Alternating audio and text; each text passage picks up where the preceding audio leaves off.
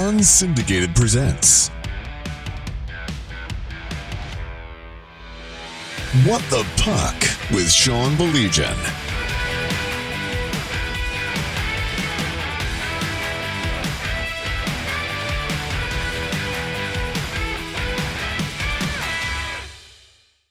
So great that you can be with us for another edition of What the Puck, along with my pal Mike Avison. I'm Sean Baligian. Let's get right to it. Seriously, I'm not trying to make this guy blush right away. It was amazing how many people, when I said he agreed to come on, I had to, Mike, by the way, I had to promise him a pulled pork dinner. I had to promise him a brisket dinner and a Tiger game. So that means he's coming out here for one of our barbecues. That's what he says. I'm going to hold him to that too. All right. I posted this on social media, and he's made an indelible mark with so many different people. In particular, a lot of our mutual friends on Facebook. He is a 1988 graduate of Livonia Stevenson High School. He's played all over the place. I mean, honestly, from some of the local teams to all the way to the NHL, national champion. We'll get to all of that. But let's welcome him in, Mark Beaufait. Both, always a pleasure to chat with you, my friend. How you doing? Good. Great to be here. Thanks, guys, for having me on. Now, you know what's funny? When we were in the process of talking about getting guys on, you were a name that came up because I think you're probably at the age now, both, where you can sit back and kind of take stock in what you were able to do and where you were able to play. Do you ever have those moments where you sit back and go, wow, gosh, I did a lot of stuff in the world of hockey? Yeah, I think so. Like I played, growing up in Detroit area and played till I was 40 years old. So to play that long, a game you love, and be able to stay competitive and play at a pretty high level till that age, I feel pretty fortunate. Well, let's tell people about your career. I think, Mike, there was a place that you wanted to start. This is as prestigious as it gets for young people. But, Mike, I guess you can take it from there. 1982, 1983, both the Pee Wee tournament in Quebec. Everyone talked about it then. Everyone talks about it now. Did I read right? Did you guys win it in 83? Yeah, so I actually played up a year. It's a Pee Wee major tournament. So I played up a year, went with CompuWare. We didn't win it that year. Stayed back, played my own age. We went over as Michigan Dynamo, and then we won it the second year I went over. Yep. What was that like? What was the experience? Was it what all the hype is, the crowds and just craziness for Pee Wees? Yeah, I mean, for a 12-year-old kid, you're over there for the whole week. So you're out of school for a week. There's just a lot of games going on. There's 3 different divisions in that tournament. And then you play in the Coliseum. Usually every team gets one game, and as you make it to the semifinal and the final, the crowd just get bigger. So, you're a 12-year-old playing in front of 10, 12,000 people in a final, is something to remember as a 12-year-old kid. So I went through the list of guys that ended up in the NHL that were in that tournament. Now, when you were playing, were you aware of the guys like Jeremy Roenick, Doug Waite, Brendan Shanahan, these big names that we know now that were Pee Wees back then? No, you're just kind of over there playing. I mean, the guys on my team were good too. I played guys like Jim Cummings and Chris Tamer that were NHL guys that were on our team, and the late Neil Carnes. And so we had some really good players on our team as well. But you don't know those guys. As you get older, you realize they're the same age, and you start playing against different camps and things like that as you get to 16s and 17s, and then the draft and things like that. So that's when you start realizing these kids were your age. Both, talk about that for a second, because you bring up CompuWare, and I mean, we were really blessed in our area to have 2 guys that had such an interest in hockey, of course, in Mike Ilitch and what he did with Little Caesars, and a guy that I know, and I guess I'm fortunate enough to call a friend in Mr. Peter Kermanis. What a cool experience that was. I mean, and for CompuWare to still be going, I mean, heck, your brother did a great job with the 2011 CompuWare team this year. Talk about what a blessing that was growing up, because, I mean, really, Detroit is unique like that, where you have 2 guys with deep pockets that are willing to invest in this game that we love so much. Yeah, for sure. I think back then too, I mean, those were kind of the first guys to kind of invest in those programs, and, they're still around today. Detroit's just a hotbed for hockey. You've got 6 AAA teams, not to mention the good high school hockey that's played in the area. And you got kids, tons of kids coming out of the Detroit area and even over here in Grand Rapids that are going to the next level and playing, for sure college, junior, and then some, pro hockey as well. It is amazing, just some of the names that you mentioned, and I'm not sure that people know this, but some of the names that you mentioned that you had the privilege of playing with, but even beyond that, how many darn good players came out of our area. And when I say our area, I mean the Livonia area, and not Livonia itself, but Mark, when you sit back and think about it, and even guys like us that, this is my quote unquote job, when you start looking at the names, it is truly remarkable how many just solid players that were able to go on to the National Hockey League like yourself there were in our area. Is there one that sticks out to you from when you were young that even, you looked at and you were like, oh my gosh, this guy is just next level? Is there one that sticks out to you? Yeah, so when I played for Compior when I was about, I think 9 or 10, and I remember at that time Pat LaFontaine, he was a couple years older than me, so we used to watch them. Alfie Turcotte was on that team as well. So I grew up, those guys I think were 3 years older than me. They kind of played before us on the weekend, and I watched those guys play. They both turned out to be first rounders, playing on the same team when they were about 14 years old in Detroit. I remember watching those guys. Mike Madonna was my age, but always played a year up. So, seeing Mike at the rink, I never played on a team with him, played a few games against him, growing up, but never on the same team. And then I played with a kid named Neil Carnes. I played with Denny Felsner and Chris Tamer, Jim Cummings, Tamer and Cummings were heavyweights in the NHL. I mean, those guys, I grew up, on the same team with a couple years in a row. And, our team didn't take a lot of crap with those guys on it. So, just a lot of really good players growing up, Denny Felsner, Brian Felsner. There's just a lot of good players in our area that, our era that grew up playing with and playing against, and the competition was always great.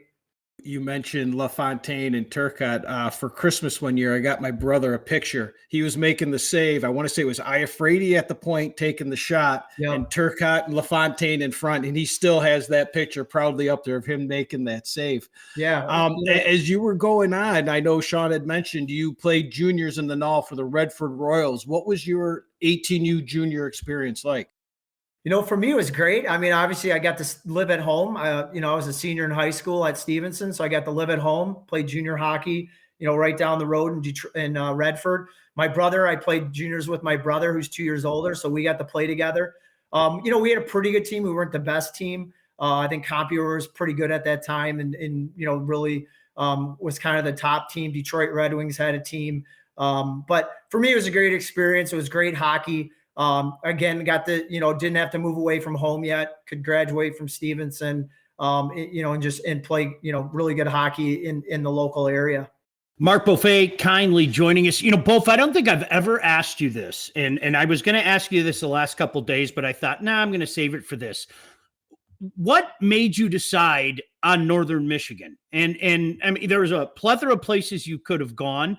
Obviously, it worked out well for you going to Northern. More on that in a minute, but can you describe your thought process, when that came down to it and you said, no, you know what, Marquette is the place I want to be. How did you get to that decision?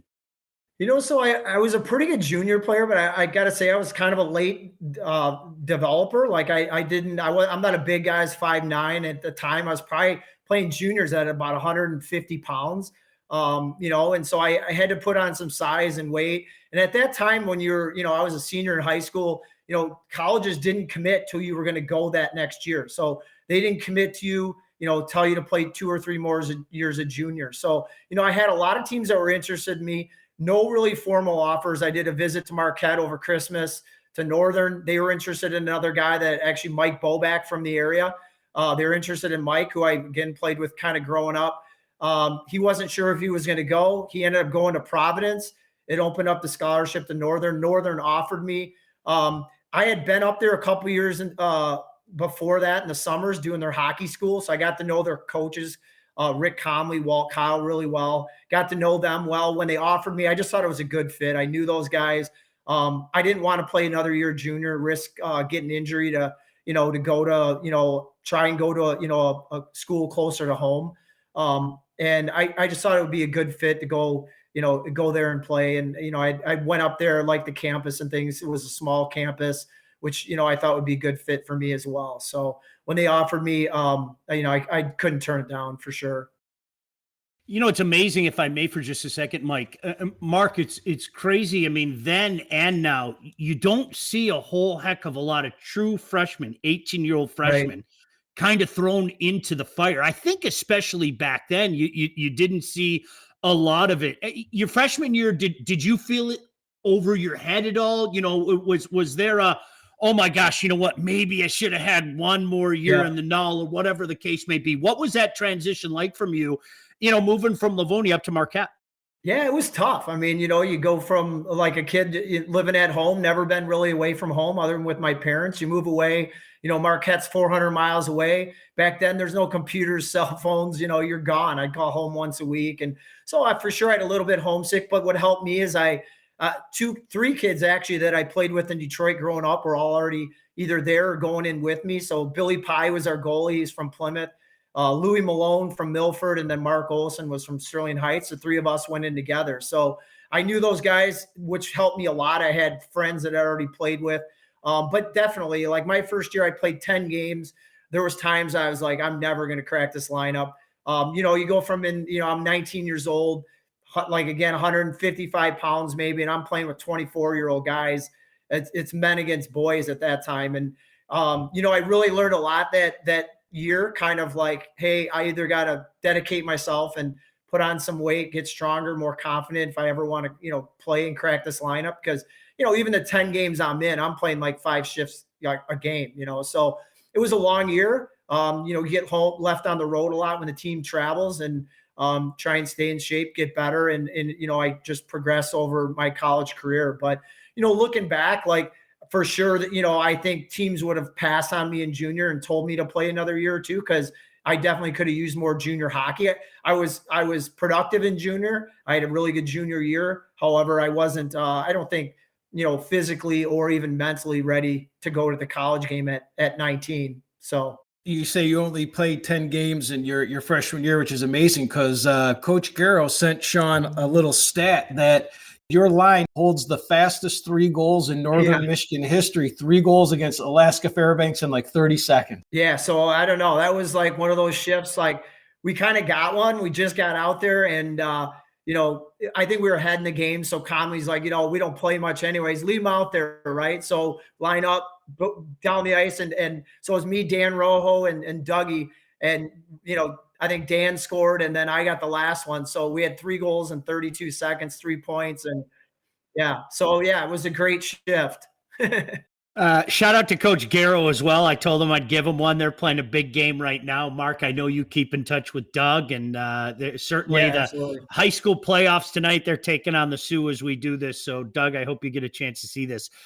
Mark, your junior year, I think you guys knew you had a good team. I don't think anybody knew how good of a team that was. It was funny. You and I were talking about this yesterday. I remember going to the GLI in '89, and it didn't turn out well for you guys. A year later, you were a wagon. I mean, let's face it. That run, we'll talk about the championship game in a little bit. That run that team went on. What do you remember leading up to that championship game? Yeah, I mean, we had a great team. We were deep that year. Like you said, the GLI the year before was my sophomore year. We got, we were an okay team. I think we got beat up pretty good in that tournament, but we knew we were graduating, only 4 guys. We had some older guys. We had I think 8 seniors that year, and I think 7 juniors. So, we had 15 upperclassmen. We had a senior goalie going in, and we knew we were going to be good. It just staying, could we stay healthy or not? And going up to that kind of the whole season, I think we went on a run there after Christmas. We went 24 in a row without losing. And just really just every night just felt confident. We had 4 lines that could score. I was a 3rd or 4th liner, and I think I ended up with almost 50 points as a 3rd or 4th liner on that team, and, playing some power play. So we were deep, and, just a really confident team going to that tournament. So let's get to that championship game. And what a wild game. I remember watching it, And the thing that sticks out in my head with that game is what must have been said between the first and second period that you guys came out, you were down 3-0 in the first period, and you guys go 6 unanswered goals. That must have been a spirited locker room after the first period. We knew we were good. And we knew Boston University was a good team, and, we had coaches that believed in us. So, they was just basically settle it down, get back to what we need to do. Obviously we were, some emotion in a final. I think we needed to just calm down, play our game. But I mean, it was a roller coaster game. Even when we got the lead, obviously we were playing a good team. And, back then, no lead was safe. It was a run and gun, more or less open hockey back then too. A lot of goals were being scored. And so, yeah, I mean, it was a phenomenal game back and forth. Jason Murray said, let's go Livonia Stevenson. We'll give that L-Town love. No doubt about that. Both, let's face it, that Boston team was an absolute wagon. I mean, when you look at that roster, and for the people out there that you can check this stuff, that roster was absolutely loaded. Ed Ronan could fly and Kachuk. And I know I told you this when I was doing NTDP a few years ago. I think it was Brady's first year there. So he was on the U17 team. And I talked to Keith Kachuk because I know I texted you afterwards. And he said to me, hey, tell your boy Beaufait, thanks for ruining my dream and everything. I mean, that team was loaded. Yeah. I remember watching the coverage. I had a vested interest in Northern Michigan because of you. And I was pissed off watching all the pregame stuff because they were all blabbering over BU and, Jack Parker and everything. I think they forgot that somebody forgot to tell them that Northern Michigan wanted to win that game as well. The pass, and that's what a lot of people refer to it as in Marquette. It's known as the pass. You know it as well as I do. Every time I see that pop up in line, I make you blush and I send you that link. And I think you can agree to that. But what do you remember about that play? It really, it's one of those moments, not just in Northern Michigan history, but the fact that you see it so often, your assist on the winning goal in the 588th overtime. What do you remember about that play, both? Yeah, so, I had played center the whole game and really the whole that year. They calmly moved me up on wing to play with two senior guys on our team, moved up, played wing. And so I remember the play broke out of the zone. I just kind of stayed wide. As we crossed the line, we kind of crisscrossed, me and one of the other guys on my line. We crisscrossed. He dropped it through his legs. It was almost offsides. I kind of grabbed it. And then I cut to my right all the way across, and I had kind of a D trying to keep me wide.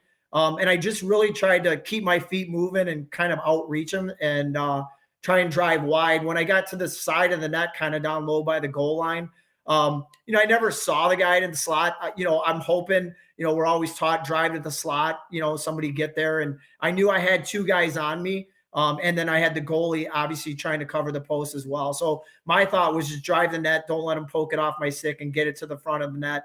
And hopefully someone's there. It happened to go on Daryl Plandowski's stick, and, he had an open net and put it in. So, I had a nice view going around the net, seeing that puck go in. So, pretty amazing for, to end the season on that kind of a goal. Yeah, now you're a man of many championships as I look at your career, but this one is different than the other ones because it was before you had a family. You guys go back. What was that celebration like? Yeah, so we flew back to Marquette, and back in the 90s in Marquette, they pick us up in these old limousines, and we go through downtown. We go to the basically like the gymnasium, and Marquette's about 10,000 students.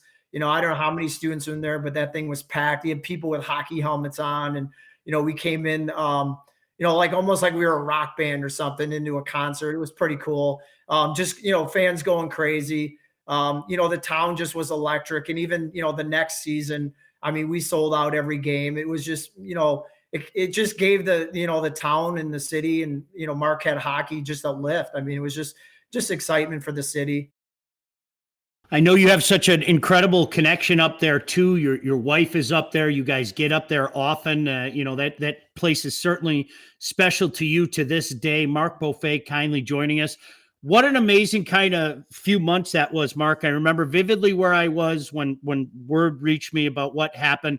Tell me about the 1991 NHL supplemental draft. I mean, for people out there that aren't aware of this, this was a draft that they had for guys that hadn't been drafted yet, NC2A guys that hadn't been drafted yet. Did you have any inclination that was coming? Did you hear from some teams leading up to that draft, Mark? How did that work out? Yeah, so I was actually, we just finished playing at Northern. I'm sure that helped, because we're playing in the championship game and win it. And I ended up going to a USA camp that summer. It was actually the 92 tryout. So I went to the Olympic 92 tryout. I was actually at that tryout when the draft was going on. And one of the coaches told me, I kind of knew what was going on, didn't follow it at all. One of the coaches, came up and told me that I was picked by San Jose. So, it was pretty exciting back then to, I like I said, I was a late bloomer when my draft age kind of went through again, back in the early, or late 80s, early 90s, guys my size, it was far and few, that were getting really drafted. It was a lot tougher to play in that league. So, I got kind of bypassed until, I was a junior in college, and then the Sharks picked me up and gave me a chance. First pick in the second round. And I'm telling you right now, I know exactly where I was when I got the phone call. I was at Little Caesars. We both worked at Little Caesars. Both, I know you're very familiar with that particular Little Caesars. Which one is that? Yeah. The first thing that went through my head is, well, I can't tell you because I promised that I won't swear on this show. But after that went out, it was like, oh my gosh, my guy made it. Now, as soon as he gets back, I got to give him a free pie. And I right. Definitely did that. That was something a couple free other ones. Yeah. One of many free pizzas to leave that. Sorry, Carl Gusk, but it's true. So great getting drafted, and I was looking up some stats. Stat Mike came out, and only 4.7% of us that ever played hockey get to lace them up in an NHL game. And even less than that, you get down to only 5,000 roughly of 7,500 do what Mark did, and that is to score a goal in an NHL game. Can you tell us about that goal, and do you have that puck? So, so I only played 5 games that year. I got called up. The cool part about it, the game was in LA. I had it in my contract that they'd fly my parents out. So my parents were at the game. And it was cool that, because I was playing against Gretzky. So Gretzky was on LA. We got to actually play them twice in the game. The other cool thing is Jimmy Carson was playing for LA at the time as well. My dad had coached Jimmy growing up in Detroit. He played with my brother. And so, I remember stretching in warm-ups, and then Jimmy came over and gave me a tap, which was, I still remember that was really cool. But yeah, so we were playing in LA. I think it was my 3rd game. Kind of came across the blue line. Guy on my team drove wide. I kind of opened up. He threw a pass across. And the funny thing is Gretzky was out there, kind of dove and missed it. And it went on my tape. And I kind of one-time it. Kelly Rudy was in the net, dove across, and it kind of went over Kelly Rudy in the top corner. So I don't have the puck. They changed coaches right after that year. I don't know where the puck went. I actually never got the puck. I actually have a VHS tape of the goal, but I don't have any VHS players anymore, so I don't watch it. So the great George Kingston, right? That was your coach with the mustache and everything. Yeah, that was right after the year, and they cleaned house. So I'm sure the puck went with it. Unbelievable. That Kings team, by the way, ended up going to the Stanley Cup Finals. Anybody remember what happened that particular year in the Stanley Cup Finals? You guys, illegal stick. Yeah, an illegal stick that year. I don't remember who won that year though. Mark Beaufait kindly joining us. Both you had a chance to go to Kansas City, and I would be remiss if I didn't ask you this, because there are certain names in the league that are just legendary. Okay, it's just the way there is. I mean, yeah, there's Gretzky, there's Lemieux, okay, and then there's the infamy guys. Link Gates. All I have to look at, he even giggled, right? Link Gates is just one of those names. Everybody knows Link Gates.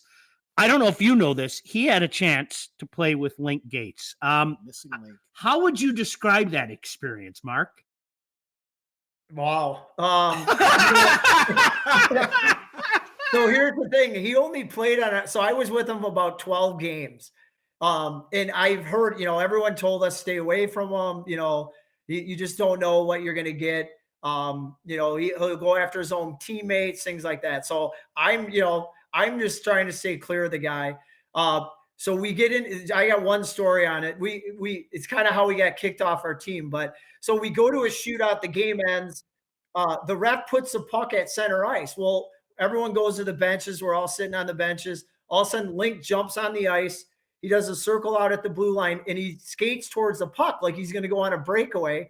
And just as he gets to the puck, he lifts his stick, kind of does a big curl, and he starts laughing. He's like laughing like it's hilarious. He comes by our bench.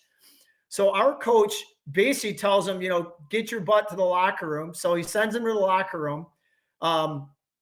The game's over. We lose the shootout. So we all go to the locker room, and our coach is on, just going to kill him.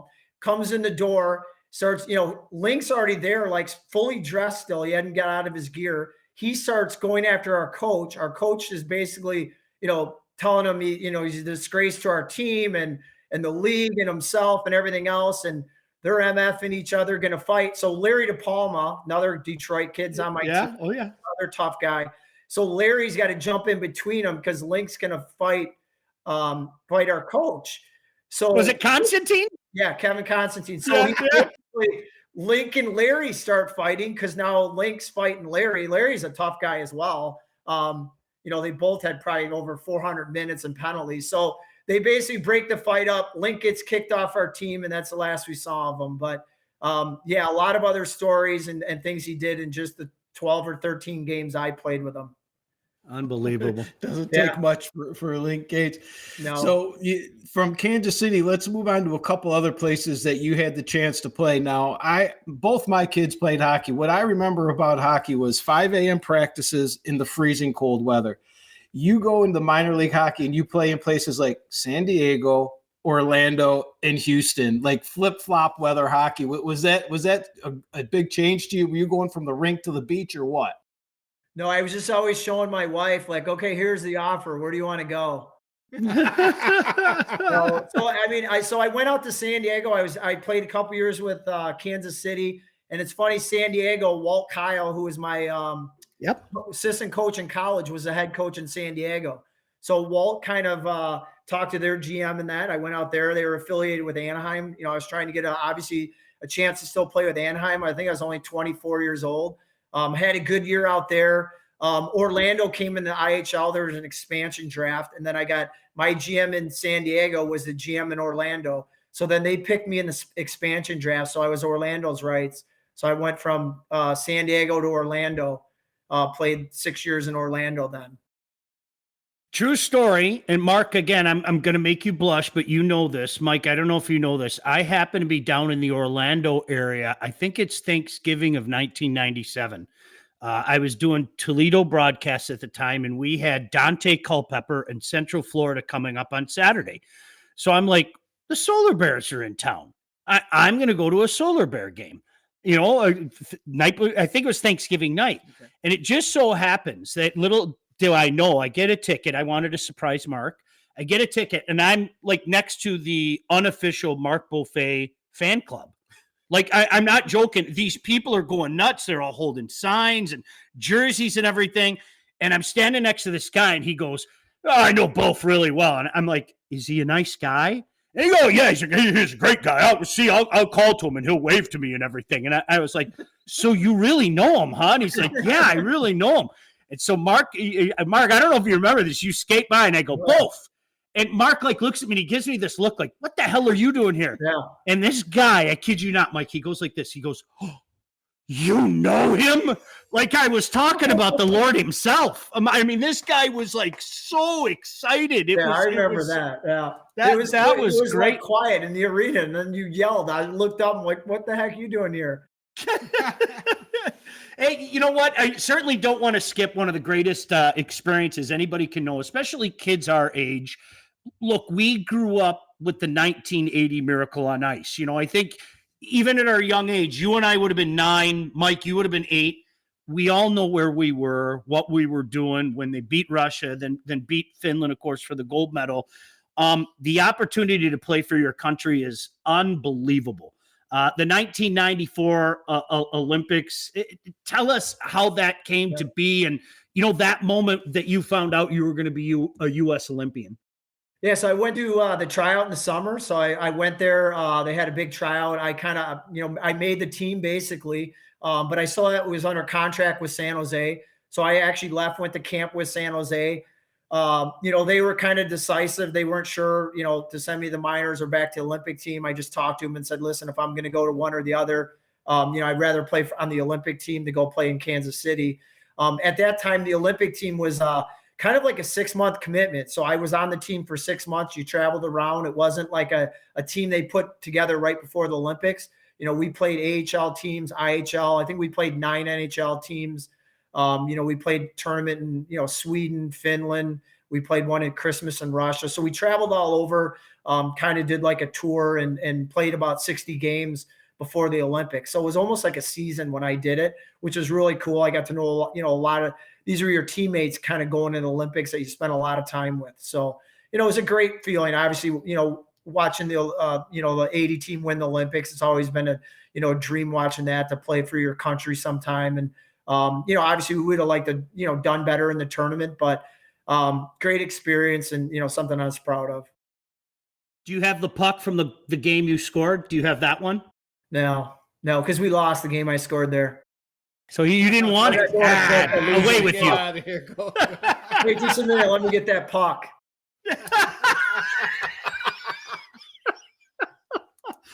Mark Beaufait kindly joining us. Hey, we had Aaron Ward on last week.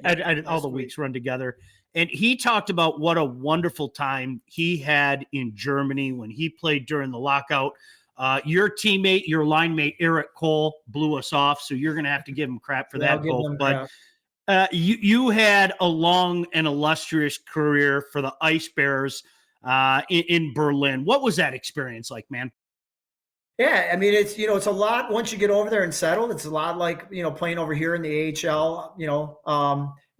I'd say the guys are a little bit older, but the German league, every team's allowed 10 imports, 10 guys outside of Germany that are allowed to play in the lineup. So, most of those imports are US or Canadian guys. You'll get some, Swedes or Finns and things like that over there, but most are US Canadian guys. I played in Berlin. I was lucky enough to play for the same team for 7 years in the same city. So for me, having my kids over there and go to international school, and my wife felt comfortable, it was easy, once I got settled. I can say first going over there, I mean, you travel over. My youngest son, I think at the time, was 3 months old when we got there, and daughter was 2.5, and my oldest was like 4. And you're like, we get there, you can't read the street signs, and the driving's tough. You're in an apartment, everything's different.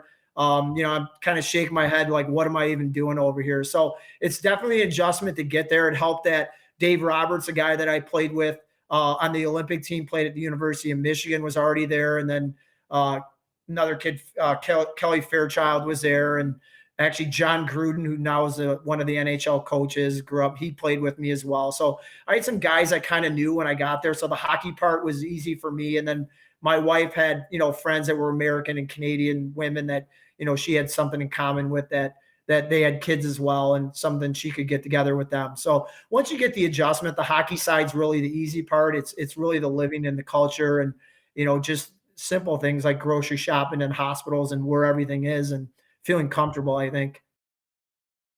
So I said, what a great time you had over there, but what a great career too. You ended up with 4 championships, and did I read right? Did they retire your jersey in Berlin?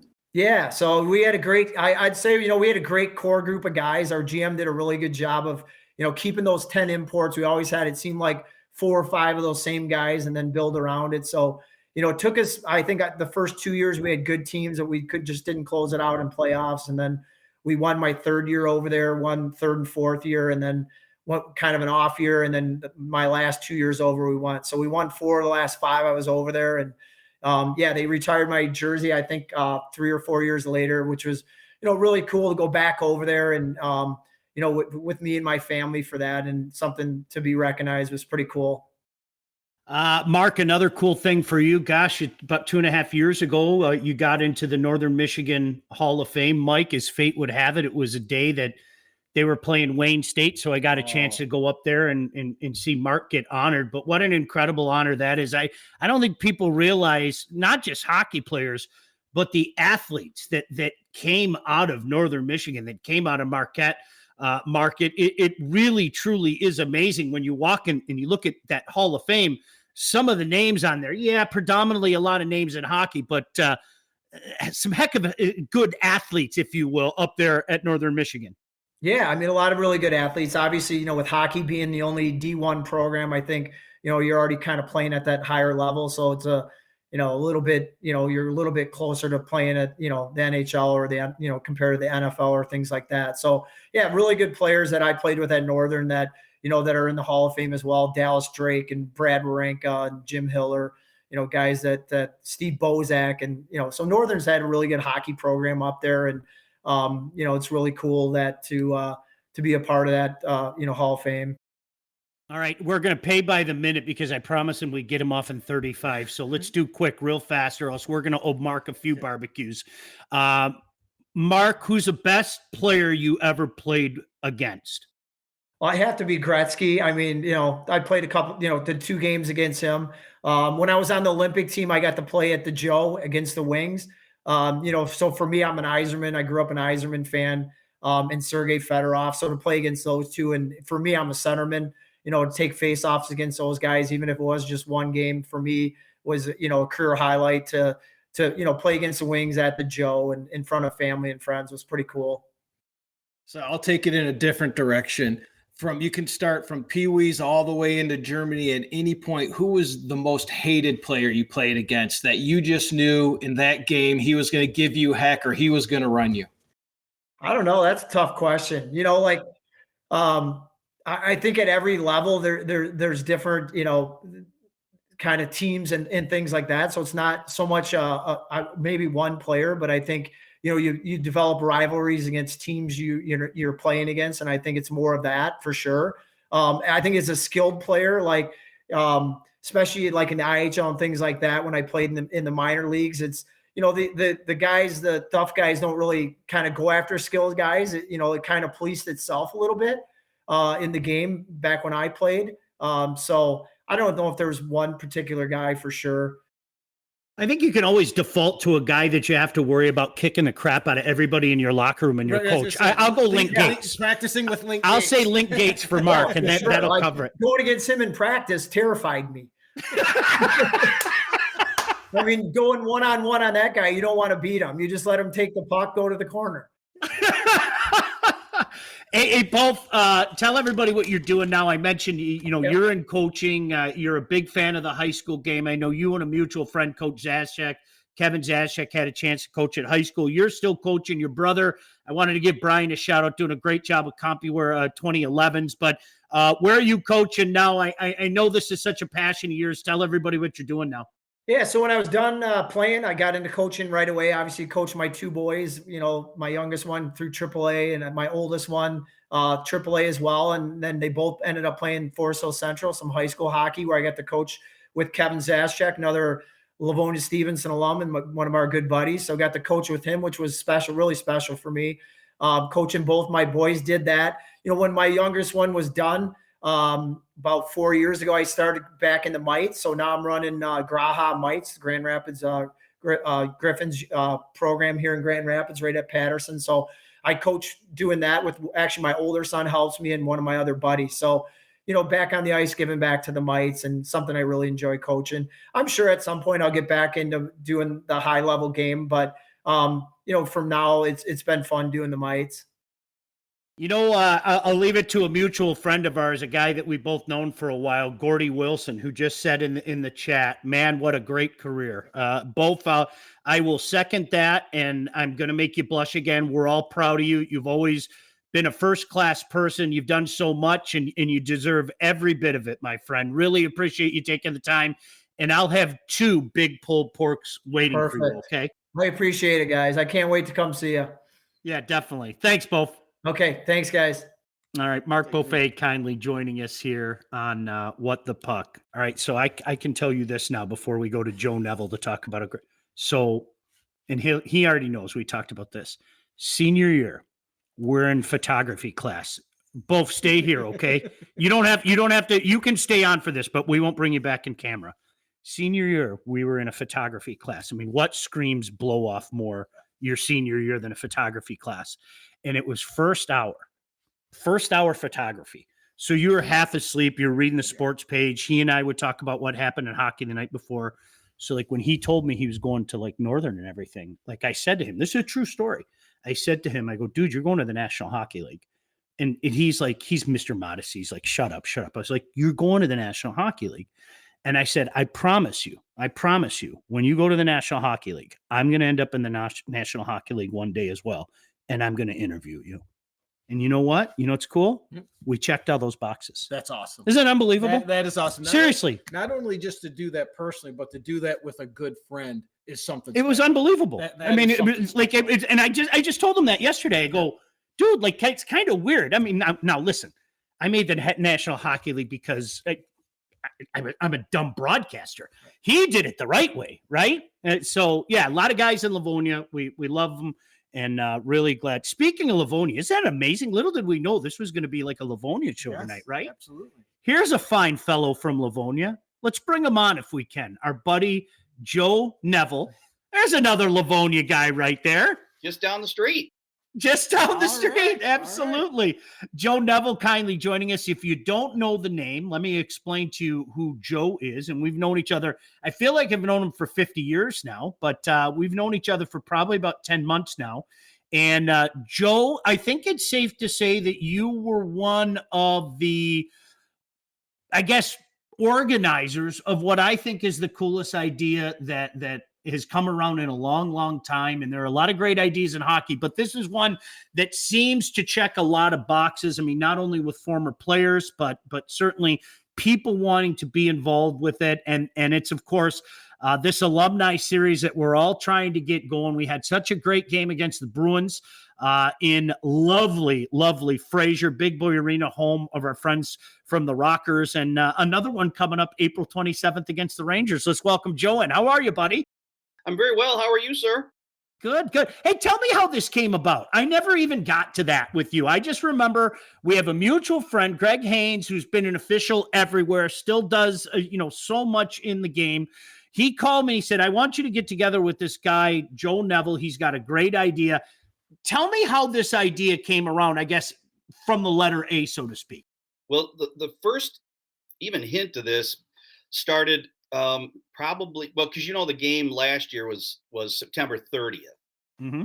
So probably I would say just at the turn of the last year, January, February, John Pastor and myself were in his office, and we were trying to do and come up with some ideas because we recently became franchisees for Burger King, and we also the parent company of Pastor Foundation, GH Pastor and Sons, does a lot of work with Burger King corporate. So with all of the history that we had with Burger King, we came up with a couple ideas to do.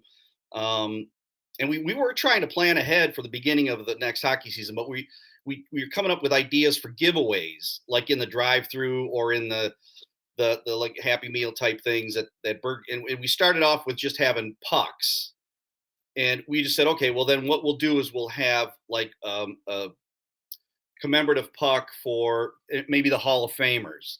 Just put Gordy and Al and have about 6 of them. So it started with that, and then the logistics of that just wasn't going to work. Burger King tried that, and you probably saw the set like maybe 15, 20 years ago. 6 pucks, had a little rack, and they tried it in a couple different markets.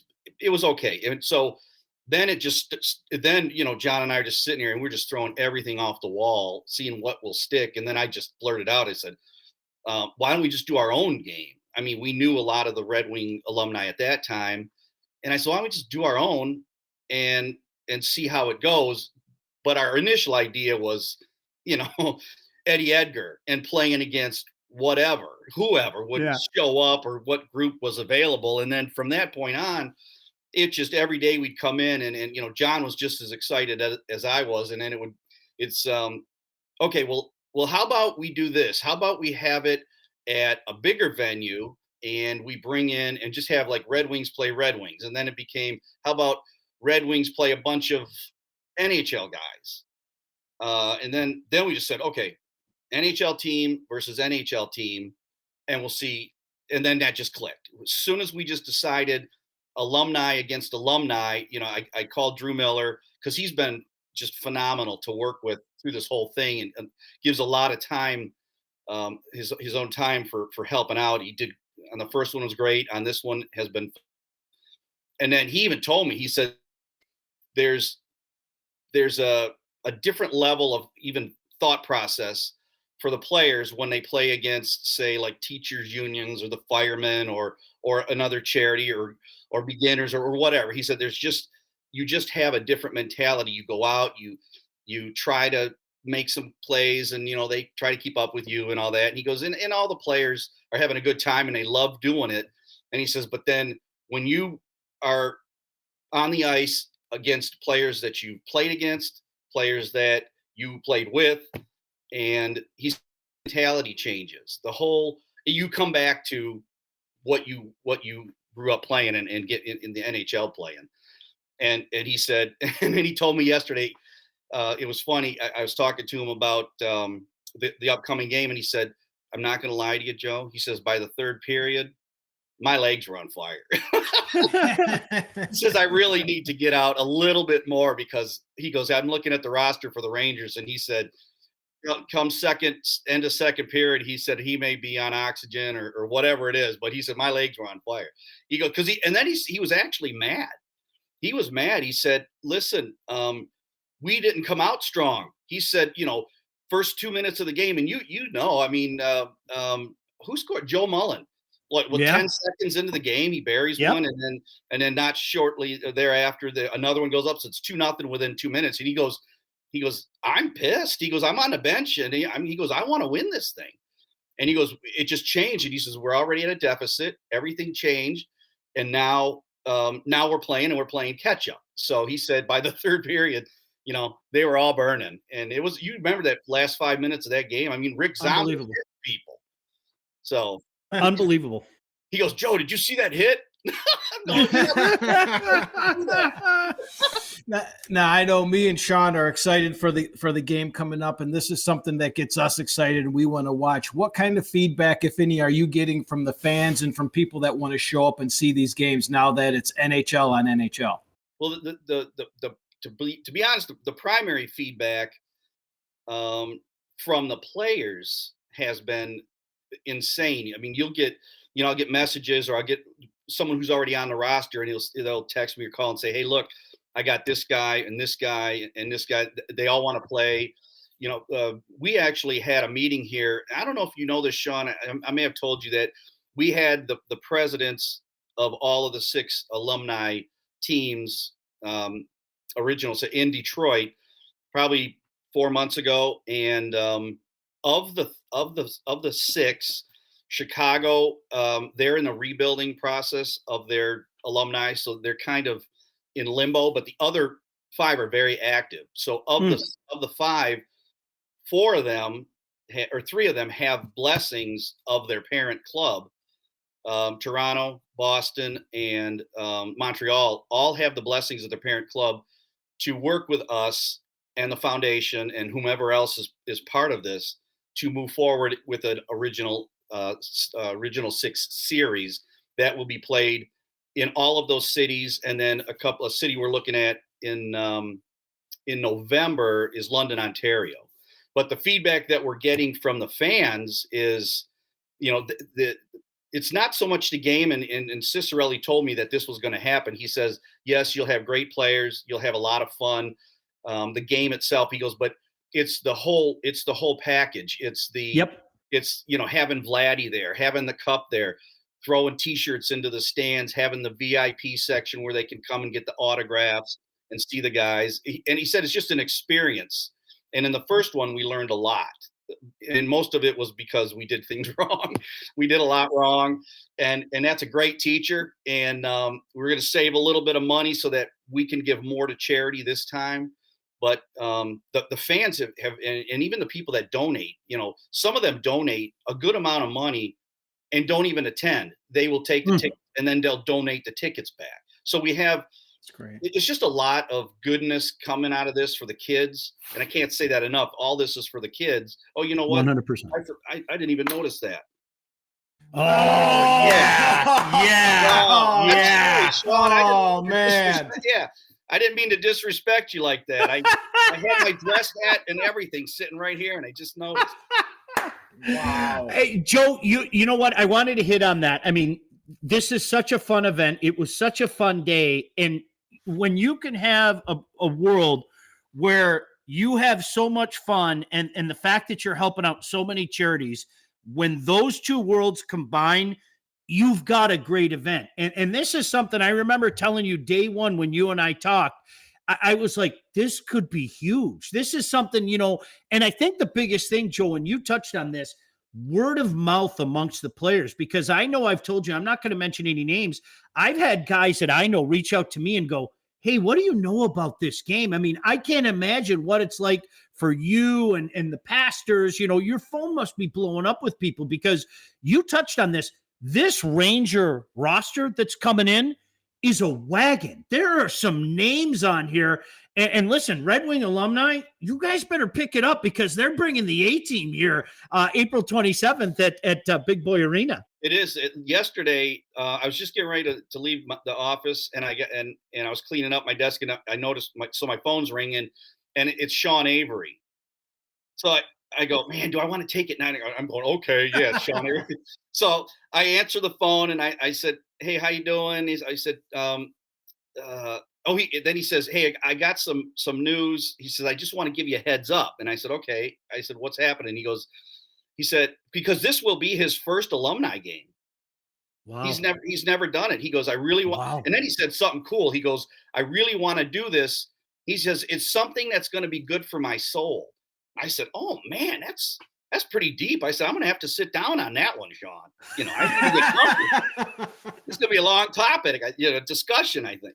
So, but he goes, and this is how serious these guys are about doing this long term. He said, I'm going to start shooting a movie of some name. He doesn't even know what the movie is. I said, what is it? He goes, I don't know. It's some AI thing.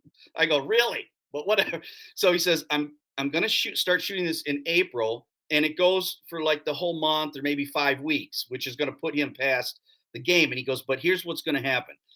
I will get my schedule of how they do the shoot, where it is, and what my days off are. I guess you get days off doing shoots for movies and stuff. And he said, I will call you. I'll give you my schedule. And he goes, no matter what happens, he goes, I will fly in that Friday night. I will play this game. And this is worst case scenario. He says, I'll fly in.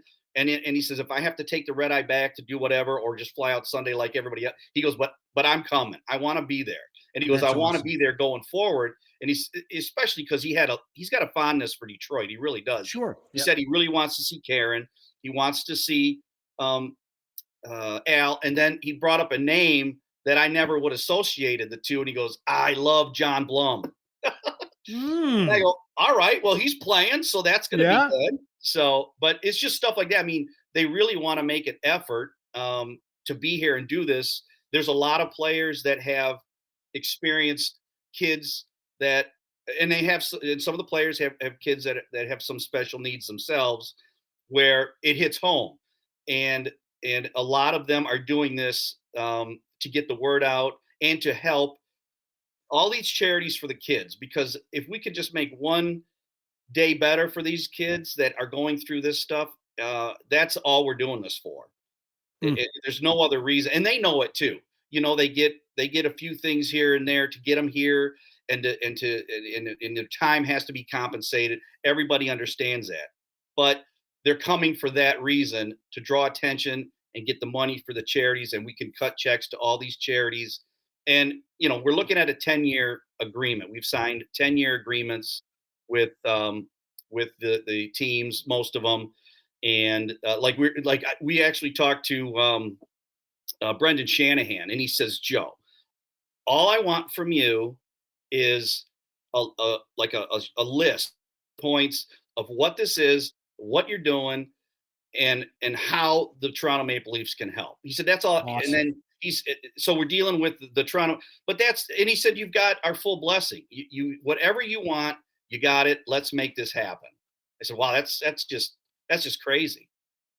See, my demand list is simple. I want to talk to Chris Nyland on this show. That's happening next Wednesday. Okay. Joe took care of that. Thank you, Joe. No problem. And I need a selfie with one Stefan Richer. That's it. And then I'm done. That's it. And everything's fine. Like that. So I'm not really demanding, Joe. That's okay. I'm not being a diva here, right? Well, I talked to Rick Middleton today, and because he's potentially coming up to do the sled hockey game that we're trying to have ahead before the game, because he coached the very first U.S. Olympic sled hockey team to a gold medal, their first ever. And so then I brought him. I said, "Hey, Rick, what is this thing? Why are you kissing Chris Nyland?" I said, I don't know what is that? And he goes, okay, here's the story. So he gives me the whole story, and he goes, that's 44 years ago. And he goes, I didn't know that Chris was still sad about that or upset about that. He said, I moved on. So I said, you know what? I said, Sean Belegian's going to love that story. Yeah, well, I want to catch up with Rick. I had a chance to talk to him, Mike, on the radio, and the one thing that I brought up to him, and Joe, you might remember this, the play that always ended Don Cherry's Grapevine was that incredible goal that he had against Les Nordiques. Remember that goal? And that was always like, that was the final thing before you went into the Hockey Night in Canada game. And I told him, I said, I don't think he understands, like, for how many hockey loving kids, that was like, you saw Rick Middleton score that goal, and then all of a sudden the Hockey Night in Canada theme played. It was so cool. You do that for yours? What the fuck? Yeah. Huh? What a way to bring you in.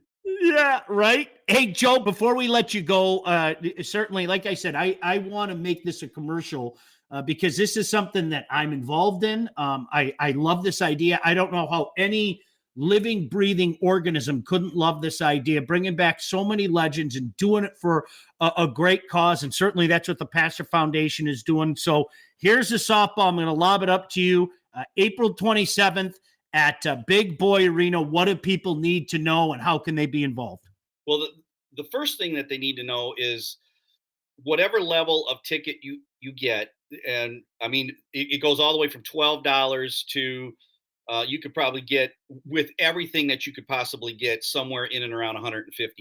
And that ticket there is the meet and greet, the dinner afterwards at Cicerelli, who has been phenomenal. I mean, he gives everything he could possibly give. I mean, he was yelling at me 2 seconds before he's going on the ice because it's something about the restaurant. And I said, Dino, can't we yell at me after the game? I mean, you're playing, go. So, I mean, he's been phenomenal. So everything, everything is going for the kids. You'll have various levels of enjoyment. The concourse is going to be loaded with again, the cup will be there. Vladdy will be there again. There's going to be numerous booths and vendors and whatnot. And that's another thing. The vendors, just after last year, that word of mouth spread too. We can only have so many though. Yeah. So, there's going to be, that'll be full, but it's just, we can only put so many. It's a great venue. It's an old school hockey arena that the players just love. I mean, it just has that smell. You're sticking to everything. I mean, it's great. So, but it is for the kids. That's the last thing that's in my mind all the time is, okay, I'm doing this. I'm setting up this roster. It's for the kids. I'm getting this stuff printed up. I got to drive across town. I'm tired, but it's for the kids. And that's what I'm trying to get across to everybody. I mean, we got Kim Muir on board, and she has her own golf outings and whatnot for her kids, the charities that she has for kids. And I just love the fact that there's so many people coming together, working tirelessly to make this happen so that we can get some smiles and we can get some healthier kids. I go to sleep at night thinking that's what we're doing, and it's great. Amen to that. April 27th, Big Boy Arena. Be out there. The rosters are incredible. We are going to be talking about it ad nauseum, Mike, the next month and a half. I know we're both looking forward to getting out there. And Joe, on behalf of a lot of people, I know you're not the guy looking for a pats on the back, but your tireless efforts in making this happen have not gone unnoticed, and you deserve a big pat on the back for that, my friend. Well, I thanks, but it's not needed. I just one more question. Can I take this off now?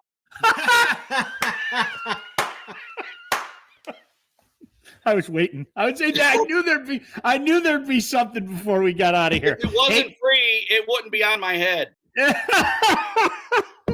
Hey man, anything I can do to help, I'll continue to do it. This is awesome. As I said, when you can bring all these variables together, you have yourself a great event, and certainly the Pastor Foundation and Joe Neville, you guys have done so much. Really looking forward to it. Anything we can do, we will, buddy. See you, Mikey. See you. Joe Neville kindly joining us here. Mike, I know you had a previous engagement back on September 30th, but you got to get out there April 27th. It's again, that roster is unbelievable. The guys coming in. Yeah, right now my plan is to be there, but if I'm not there, it's a good thing because there's a certain something that might be going on that weekend in Minnesota. Oh yeah, that's so right. It'll be a good thing if I'm not there.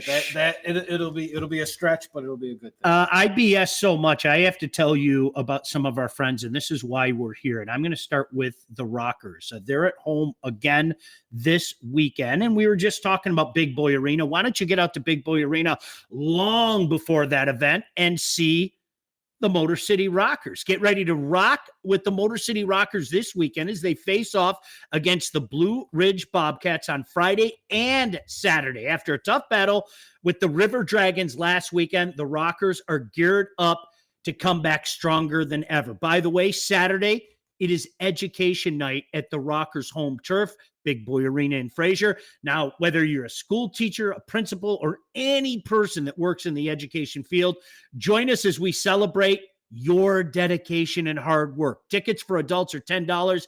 Kids 12 and under tickets are only $8. Be sure to contact Connor Jakacki by calling him at 313-944-0625 or emailing him at Connor@rockershockey.com. The Motor City Rockers, they kick ice. Always a pleasure to see Ben involved in the show as well. Ben does a great job as the voice of the Rockers. I'm really happy for him that he's been able to move on and do that, Mike. A couple thoughts on the Red Wings. We have to get out of here pretty quick.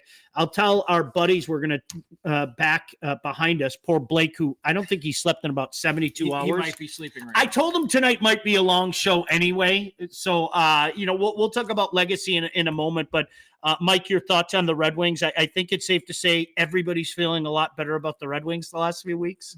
Feeling a lot better, and not only just with what we're seeing on the ice, but as we were getting ready for the show and I knew we were going to talk about them, I was pulling it up. So if we go back to our first show, which was 3-4 weeks ago, my big complaint was a lot of the minus players. You look right now, there's only 2 minus players in the guys that are playing. That means this team's going well. Larkin's a -2, Gostisbehere's a -15, Seider, a guy that is constantly thrown into the defensive zone, the defensive end against top players, he's a +1. He's in some bad positions. He doesn't have much help there. And the Red Wings themselves are a plus hockey team. So there's a lot to be excited about. And a plus hockey team, they make the playoffs. I think that unit, we touched on this, I think, I forget what day Blake and I did the show, but Wallman and Mo, you've watched go like that too. I mean, they were a problem not that long ago defensively. Go back to that first show. Yeah, they were a problem defensively. Hey, let me tell you about Legacy. We really appreciate these guys, not just because they're hockey fans, although that's a bonus, but did you know that thousands of Metro Detroiters have already called Legacy Partners to help with their home and auto insurance? That's right. Our friends at Legacy Partners are one of Southeast Michigan's top independent insurance agents and provide a full-service, one-stop solution for all of your insurance needs, personal and business, large and small. Legacy has helped our listeners by fixing mistakes other agents have made, asking the right questions to get the right coverage put in place to properly protect you. And oh yeah, by the way, they help you save money at the same time. Chances are, if you haven't checked your policies in the last year, you are paying too much and you could be underinsured. Enter our friends at Legacy Partners. What are you waiting for? Give them a chance to help with your home, your cars, life insurance, Medicare enrollment, or your business insurance needs. Call them today at 586-209-4106 or visit legacypartnersins.com to get started with your new quote. Can I throw something at you that you had no idea that I was going to bring up? Oh, let's see how I do it. All right. So everybody's kind of looking at the East right now and saying, looking at the two top dogs, Yep. Boston, Rangers, Boston. Am I an idiot to say that I think the Panthers are going to make another run? You know where my money's at. No, absolutely. And we said this, I think we were talking about this a couple shows ago. My only fear with the Panthers is they play playoff hockey every night. Yeah. And that wears on the body. You saw Tkachuk go off a couple games ago, hurt because of the way they play the game. Now that leads to wins, but that beats your body down. And they've played long into the playoffs. Obviously the Stanley Cup last year, that beats your body down at some point. So they're going to need to, at the deadline, just get some fresh blood. They don't need any big pieces, obviously, anything like that. But if they could get some fresh blood in there to help them out with those games, I love the Panthers. Who do you like out west? But I have to ask. I know what you're going to tell me, but I think we like two different teams. I like Nathan McKinnon. Oh, you're sticking with Colorado. Oh, okay. Yep. All right, cool. I think so am I. I'm sticking with Colorado. I think just overall wise, that's the best team. You got two of the best players in Makar and McKinnon there, and McKinnon's just outside of Kucherov having the best year. Are we sleeping on Carolina? No, I'm not saying that because I have like a Carolina connection. I was fortunate enough to do broadcasts for them. Are we sleeping on Carolina a bit? A bit, because I do like them. That I do too. I was a lot. texting you that Carolina-Florida game was one of the best games I watched all year. Easily. They play a tough brand of hockey too. I just don't know if they're going to stop enough pucks. They can score, but they're, in the betting terms, they're an over team because they also give up a lot of goals. You can't do that in the playoffs. No. So that's my only fear right there. But Brind'Amour will shut them down. So are we sleeping on them? No, because I think we both like them. But when I look at it, I just haven't moved off of Carolina. Let me tell you about our friends at the Wealth Advantage Group before Mike and I talk a little high school hockey, because the playoffs have been awesome so far. If you are ready to take charge of your financial future, look no further than the Wealth Advantage Group, located in historic downtown Northville, owned by those two guys. Look at, there's Mike, Smiling Jeff on the right. Two brothers with over 20 years of industry experience. They understand that your financial goals are as unique as you are. That's why they offer personalized expert guidance to help you navigate the complexities of financial planning. Now, whether you're saving for retirement, getting ready to sell your company, or already in retirement, they can help guide you through every step of your financial journey. They work with clients throughout all stages of life and have clients in over 20 states. The investment world is a complex one. So if you're ready to start taking your finances more seriously, it might be time to work with a couple of experts and a couple of guys that have a vested interest in high school hockey, I might add. The guys at Wealth Advantage Group. Give them a call at 248-773-8574 or visit their website at www.thewealthadv.com. Perfect segue. It's almost like I know about this.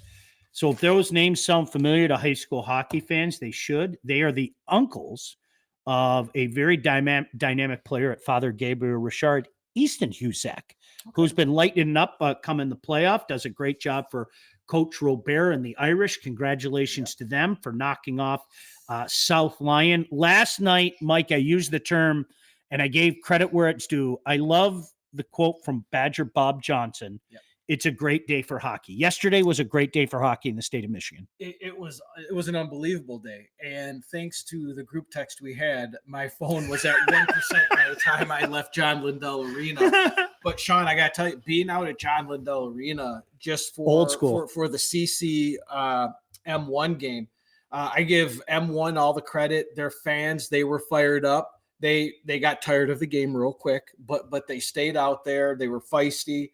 But while I was there, it was great to see. So Collindale plays for CC. His brother plays for Lakeland. Mom was splitting games. And you know what she said to my wife was, well, I'll be to our game soon because we're going to get killed by Rice. Ooh. She had the biggest smile on her face when she came into that game, and she was giving high fives. And there was no tears shed when Rice lost that game. What a win! At a CC game. What a win for Lakeland. Hey, Kenny Chaput did a fantastic job with that team this year, but full marks go to Lakeland. No doubt about that. An incredible run.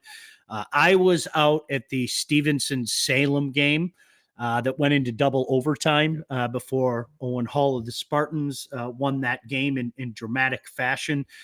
It's been phenomenal. It continues tonight. The last I heard, Mike, is the Sioux was up 1-0 on Dougie Garrow, Mark Beaufait's buddy in Marquette. That was in the third period, the last I heard. 8 minutes to go. Oh, boy. So we'll wait and see how that goes. That Sioux team's pretty good, but lots of action this weekend. I have a feeling I know where you're going to be on Saturday. But tell everybody where you're going to be on Saturday. I'm going to be out in Macomb for the Romeo CC game. Looking forward to it. Looking forward to another hard-fought game. It's the playoffs, and if there's anything that these playoffs are showing is if these kids want to come into a game and think you're better than somebody, you're going to go home real sad. I asked Warren De La Salle. Yeah. Going in against Port Huron Northern. Ask Brother Rice. And I'm not saying that's what's going on, but what I'm saying, anybody can win these games. I've said it for a long time. Everyone laughs at me. Oh no, CC this or Brother Rice that. Guys, teams are going, so I can't wait. When you have a goaltender, and Romeo has a goaltender in Cyrus, a goaltender can win at this level more times than you can shake a stick at. So that'll be interesting. I'll be out in Brighton tomorrow. Okay. Your neck of the woods. I'm going to go, or Saturday, as it were, 1:00, Brighton and Stevenson. Yeah. So that's going to be tough task for the Spartans. No doubt about that. Brighton, one of the best teams in the state. And speaking of goalies, we're mutual fans of, and I think we can say we're in his fan club. Levi Piniella, pretty good goaltender for Brighton. Yep. So that should be a great one. Before we get out of here, I want to talk to you about another one of our friends, Lindsay Broadwell. Both Todd and Blake are going to kill me, by the way, because we've gone for 5 hours tonight. But when it's time to move into a house, whether you're buying, selling, or both, you need to contact the right agent. The agent that I recommend is Lindsay Broadwell. Your house is probably the biggest investment you'll ever make, and that's why you need a pro. Lindsay grew up on the mean streets of Northville and has expanded her team all over Southeast Michigan. She's an expert in all facets of business, and when it's time to move, our friend Lindsay and her team will make sure you get the most out of your house and that everything goes smoothly when finding your new home. Buyers, sellers, first-time buyers, doesn't matter. Make sure you contact Lindsay at BroadwellHomes.com, and she will help you with everything from start to close. Licensed realtor at Real Broker LLC. Start your search today at BroadwellHomes.com. Mike, you and I have a busy week. As I mentioned, we're going to be you're going to be out in Macomb on Saturday. Then I'm going to be in Brighton, and then Wednesday night, I hope you're going to be here. We are going to catch up with Chris Nyland. Knuckles. How cool is that? I also got to give a shout out too, because I figure the game's at noon.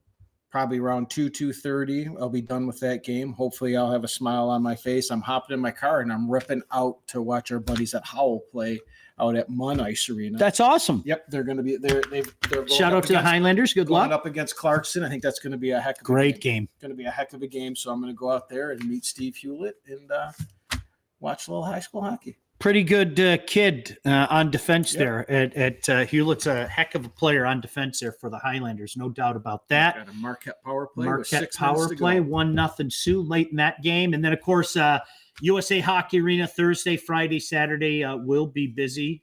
Somebody thought it was a good idea to let us, along with Coach Hunter, pick the all-tournament team.